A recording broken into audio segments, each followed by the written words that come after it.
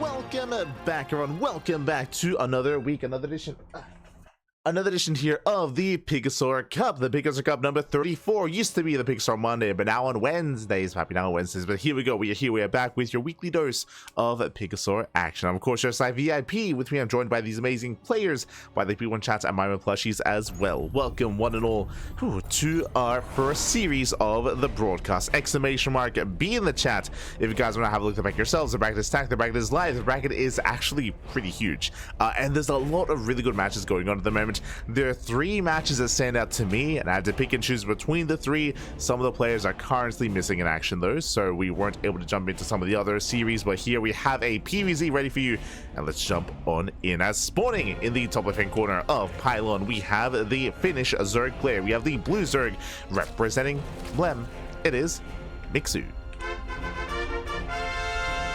And spawning in the bottom right-hand corner, we have the South Korean Protoss player. We have the pink Protoss representing among SE2 people. It is Ateshi. And if you're in the chat, you know what time it is. It is Gamba time. Predictions are now open. Place your bets on who you think will claim the series. Best of luck in the chat as we jump into our ZvP, as we jump into our first series of the broadcast. When it comes to the bracket itself, we'll be going over the bracket after we wrap up this first series. We'll be catching up on all the other matches, on where we are and where we are headed. Until then, let us indulge. So far, interesting opener. Gas first. Gas pull into a delayed hatchery here from Mixu. Very interesting, as we're going to be very tech heavy, very aggressive as a result. There we go. The natural waste is now being taken. Now, as we get into our opener here, Mixu, because of the faster gas, what does that mean? Faster ling speed. So from here, he can go into a Bane Bust, or he can go into a fast Roach Horn as well and make use of that gas a different way. Regardless, much more aggressive here from our Zerg player. Meanwhile, Ateshi back at home, opening up with a more standard opener going, I say standard, Gate Cyber Expand.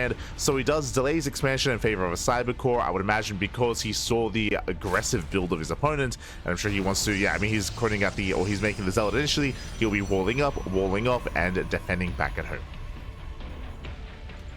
So Ateshi does take this seriously. Usually you would skip the Zealot, and usually you would go for a faster Nexus, but again, because of the earlier gas and the earlier spawning pool as a result, Ateshi is responding and reacting in kind, and so far responding well. Meanwhile, Link Speed is being researched, and you can see here that Mixu does pull out. He pulls out a gas, so only prioritize Link Speed. This tells us no roaches and no Baneling Nest. So it's only Link Speed here for Mixu. Lings, they perk out, they don't really got much done. The Adept has arrived, and with that, Ateshi does hold. So a nice hold here by Ateshi. Does hold, does defend.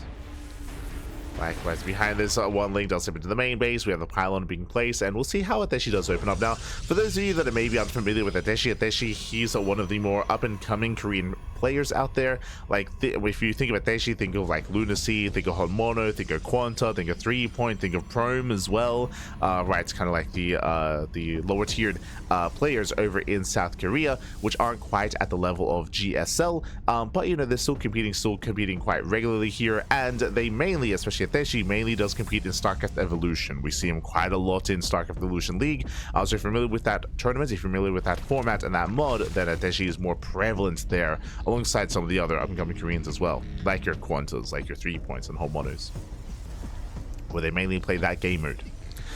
So again, seeing Ateshi in StarCraft 2 is more of a treat, and with that Stargate open into Oracle, Stargate open into Void Ray. Okay, Void Ray opener out of Ateshi is going to be hunting down the Overlord here of Mixu. Coming into this series, I do favor Mixu. I know that Ateshi, of course, he's Korean Protoss, he's good in his own right, but Mixu is a little bit more experienced, is more active in StarCraft 2 as well, but that's also why I'm curious to see how they fare against each other, because this is a dynamic we often don't get to see. Is Mixu's against your Ateshis and against the other Korean players, up-and-coming Korean players. So here we go. So far, early Roach One is going to be on the way. We do pull back in the gas. We get a second gas, guys. Also, really early Roach production here at a Mixu into what looks to be an early Roach push. I mean, we have yet to speak out the map itself. Welcome to Pylon. Pylon is known for all-ins. Pylon is known for aggression. And Mixu might just turn this into an all-in. We have 38 workers. Ateshi rushing into a fleet beacon. Oh, this is dangerous. Ateshi's rushing into a fleet beacon, rushing into Sky Toss, but the problem here is that Mixu's all in, it's going to take too long. It's going to take far too long for the Skytoss to come online. So this is a cheeky build here out of Ateshi. The problem is that Mixu isn't looking for a long game. We're looking to walk the queens across the map. Here we go. So it's going to be a Ling Roach Queen all in. The queens are revealed, and now Ateshi now he knows. Now he knows what's coming. Now he knows what's on the way. Again, Pylon is known for these all-ins because how short it is to go from one side of the map all the way to the others. We don't even need a taxi. We just walk. Yeah, we just step out, we just walk across the map instead. Ateshi does cancel the third base. We'll see if we can make a stand here at the natural. Pylons are on the way, shield batteries are on the way. Ateshi trying to wall up, trying to survive. The Tempest has begun production, but the army is here. Oh, the army is here. Lings, they flood into the main. Roaches, they do rock up. Looking to look down that front door.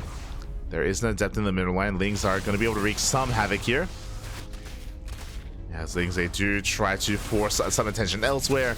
Roach Ravager into the natural. Lings, they come back down. Takes down the shield battery. Queens are pushing in, and there's nothing here. there's just nothing. Sure, there's going to be a Tempest soon, and the Void Ray is counter-attacking across the map, but the problem here is that the Tempest has a very low attack rate. So the Tempest technically will eventually kill everything. By the time it does, all the Protoss will be dead. The natural base will be forfeit, and from here we can just go straight into the main as well. Ooh. Also quite connect. But now going for the main base, going for the Stargate. Yeah, going for the Pylon. There is not just Pylon set up here. A little bit messy by Mixu, but it's perfectly fine. Yeah, Lings are getting to the middle line. Pylons are under fire as well. Queens are waddling in. Again, a bit of a messy execution here, but regardless, he will kill everything. Yeah, all the Pylons go down. Depowers the Stargate. No more Tempest, just the one. Just the one Tempest, just one Void Ray. These Sword Eps are going to go down. Queens are zoning back the Void Ray as well. The Void Ray is getting very low. They're even going for the Pylon, and depowers everything. GG gets called, and Mixu, he will snowball out of control. He will take game number 1. Mixu will take a lead in the series. Whew. GG. Mixu will take a lead. Again, it was a cheeky build that Ateshi was attempting to go for, but blindly, it wasn't even a scout, but blindly, Mixu was just going for an all-in. And again, these all-ins are more common on Pylon. I would say that rushing into Tempest like that is a very risky build on Pylon. It's a little more viable on some of these other maps like Ley Lines, like Maganatha, like Tokamak. But on these smaller maps, yo, you're crazy. So Mixu did punish. Mixu just going for his own all-in, and Mixu did snowball out of control. The other downside that we saw here is that because you open Void Ray, no scouting. Right, if it was an Oracle opener, you get across the map, you scout the drones, you scout the gas, you scout the tech, you see a little bit more of what's going on, but there was no Oracle. There was no Oracle, so Ateshi was playing blind. That's the risk you take when you open Void Ray like that. Well, GG. With that, GG well played. With that, congratulations here to Mixu as he does claim the first game, and now we're getting into game number 2. Let's go. We're jumping into that second game, and we'll see how our players will change their approaches here. Again, when it comes to game 1 was kind of just a clash of builds. Like, there wasn't too much else going on there. It was Mixu all in, Ateshi being greedy and going for fast sky toss. Oh.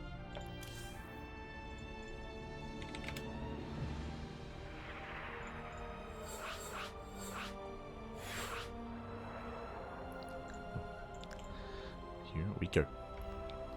Getting into Persephone as game 2. Okay, Persephone, likewise, also a map that has a short rush distance by air, short rush distance by ground, or very direct rush distance by ground. See how our players will approach this. Let's go. Do we go for another all-in? Do we try to rush into Skytoss again? I doubt it. That's typically not something you want to do more than once in a series, but we'll see. We'll see. Let's go. And spawning in the bottom left-hand corner of Persephone, we have the South Korean, we have the Finnish Zerg player. We have the blue Zerg leading the series 1-0, and 1 game away from claiming the series. It is Mixu.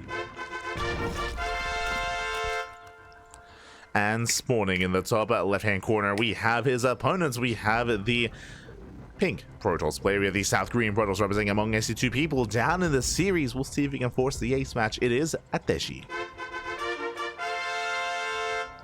Here we go. So now jumping into our second game of the series. And again, this time, hatch first. As a reminder, last game, what did we see out of Mixu? We saw gas first. We saw gas first into a spawning pool, into a later hatchery.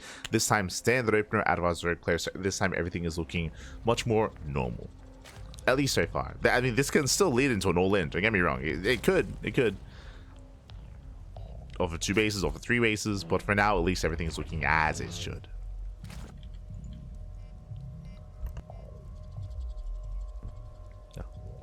As we are settling in.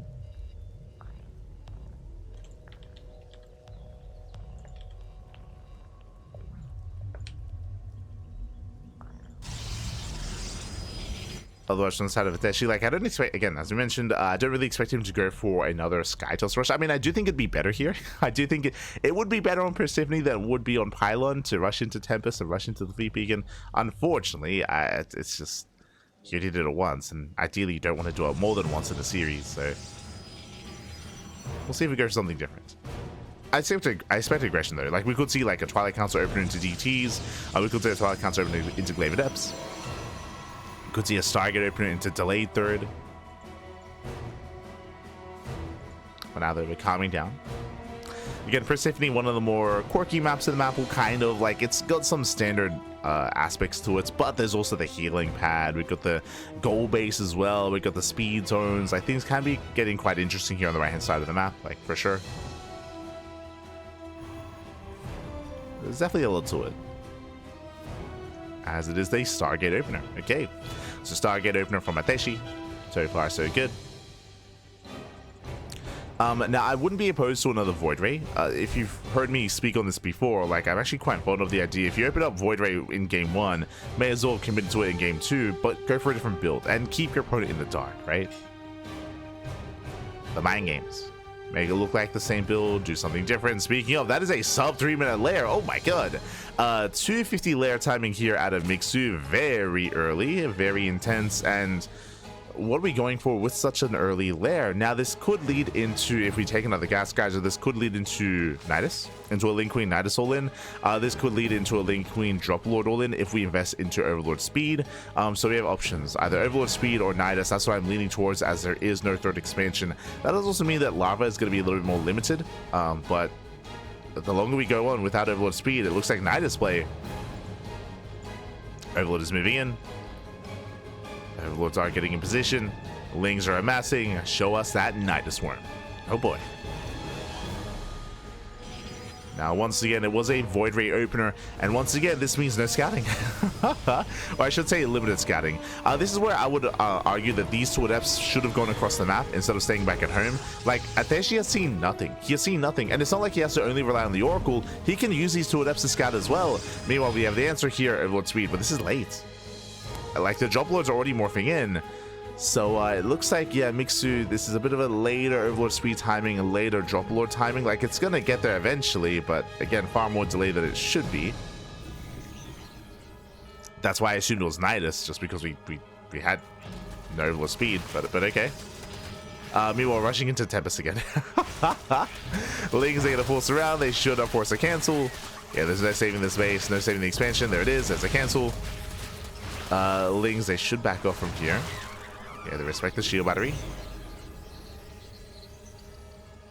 As more Lings are building up. Now, typically when we see these Link Queen all-ins, usually there is a third just for the Larva. Like, you can see here that Larva is going to be a limitation, especially because there are limited injects. Oh, but we're dropping into the main. Okay, I see you. I see you. Lings, they do bust into the main base. There's that recoil for the Adepts. Lings, they do collapse in, and here come the Queens as well to help support, help zone away.